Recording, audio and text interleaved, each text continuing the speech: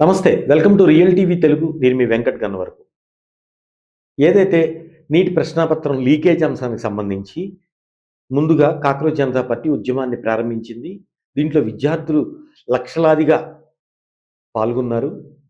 Cockroach Janata party Jantar Mantar దగ్గర ఏదైతే ప్రారంభించిందో అక్కడి నుంచి పార్లమెంట్‌కి వెళ్ళే దారిలో చాలా ఆహ్, ధర్నాలు చేసుకుంటూ వెళ్లారు.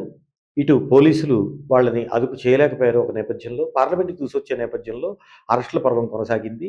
దీంట్లో ప్రతిపక్ష నేత రాహుల్ గాంధీ పాల్గొన్నారు. ప్రియాంక గాంధీ పాల్గొన్నారు. ఇది అక్కడ ఢిల్లీ దేశ రాజధాని ఢిల్లీయే కాక అనేక ప్రాంతాలకు విస్తరించింది. ఈరోజు హైదరాబాద్‌లో కూడా ఇటు తెలంగాణ, ఆంధ్రప్రదేశ్‌తో సహా అన్ని రాష్ట్రాల్లోనూ మహాధర్నా కార్యక్రమము దీక్షలు చేపట్టడం జరిగింది.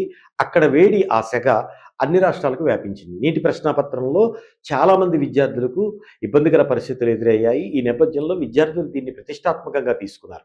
అంది వచ్చిన అవకాశాలను సద్వినియోగం చేసుకోవడానికి ఎప్పుడూ సిద్ధంగా ఉండే బీఆర్ఎస్ పార్టీ ముందుగా కేటీఆర్ ఇక్కడ తెలంగాణలో కేటీఆర్ దాన్ని అందిపుచ్చుకున్నారు. ఈరోజు ఆయన జన్మదినం సందర్భంగా కూడా ఏం లెక్క చేయకుండా మహాధర్నాలో పాల్గొన్నారు. సో, ఆయన విద్యార్థులకు మద్దతు పలికారు. నీట్ ప్రశ్నపత్రం లీకేజ్ అంశం మీద మరీ ముఖ్యంగా బీజేపీ అనుసరిస్తున్న ప్రజా వ్యతిరేక విధానాలపైన ఆయన గళమెత్తారు. సో, సైమల్టేనియస్‌గా ఇటు ఆంధ్రప్రదేశ్ రాజకీయానికొస్తే అక్కడ టీడీపీ, జనసేన, బీజేపీ మహాకూటమిలో ఉన్నాయి. కూటమి పార్టీ కాబట్టి వాళ్ళు దీని మీద ఏమీ స్పందించలేదు. కానీ ఇక్కడ ప్రతిపక్షంలో ఉన్న వైఎస్ఆర్‌సీపీ జగన్మోహన్ రెడ్డి ఏమాత్రం దీని మీద స్పందించలేదు, ధర్నా పాల్గొనలేదు. ఇలాంటి అవకాశాలని అందిపుచ్చుకోవాల్సిన జగన్మోహన్ రెడ్డి ఎందుకు ఈ విద్యార్థులు చేస్తున్న ఈ ధర్నా విషయంలో కావచ్చు, ఈ బంద్ విషయంలో కావచ్చు పాలు పంచుకోలేదు. వచ్చిన అవకాశాన్ని సద్వినియోగం చేసుకోలేదని విమర్శలైతే వస్తున్నాయి.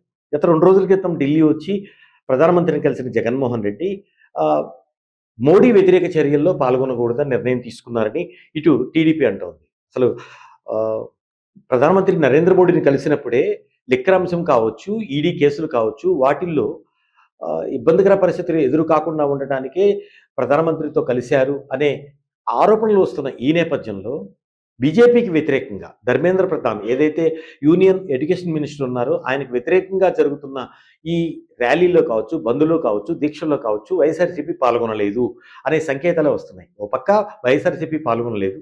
మరోపక్క ఏపీసీసీ అధ్యక్షురాలుగా ఉన్న జగన్మోహన్ రెడ్డి సోదరి వైఎస్ షర్మిల కూడా ఈ కార్యక్రమంలో పాల్గొనలేదు. ఈ మధ్య కాలంలో ఆస్తిలో వివాదాల నేపథ్యంలో ఆమె పార్టీ పెట్టడము, అక్కడ కాంగ్రెస్ పార్టీలో విలీనం చేయటం తెలంగాణలో, ఆంధ్రప్రదేశ్‌కు వచ్చేసి ఆ తర్వాత ఏపీపీసీ అధ్యక్షురాలుగా నియమితులవ్వడము, ఆమె కడప ఎంపీగా పోటీ చేయటము, ఆంధ్రప్రదేశ్ ఎన్నికల్లో కొంతమందితో పోటీ చేయించడం. ఇవన్నీ జరుగుతున్న నేపథ్యంలో ఇప్పుడు రాజీ కుదిరింది. ఇటు ఆస్తి విషయాల్లో కావచ్చు, పదవుల విషయాల్లో కావచ్చు రాజీ కుదిరింది అనే విమర్శలొస్తున్న ఈ తరుణంలో ఈ కాక్రోచ్ జనతా పార్టీ కావచ్చు, నీట్ ప్రశ్నాపత్రం లీకేజీపై విద్యార్థులు చేస్తున్న ఈ బంద్‌లో కావచ్చు, ఇటు వైఎస్ఆర్‌సీపీ పాల్గొనలేదు, కాంగ్రెస్ పార్టీ పాల్గొనలేదు, షర్మిల పాల్గొనలేదు. అందుకనే విమర్శలొస్తున్నాయి. రాజీ కుదిరింది కాబట్టి ఈ ఇద్దరు పాల్గొనలేదు. ఒకే తాటి మీదకు వచ్చారా అన్న ఆహ్, విశ్లేషణలు రాజకీయ వర్గాల్లో జరుగుతున్నాయి. ప్రస్తుతానికి ఏం జరుగుతుందో చూడాలి.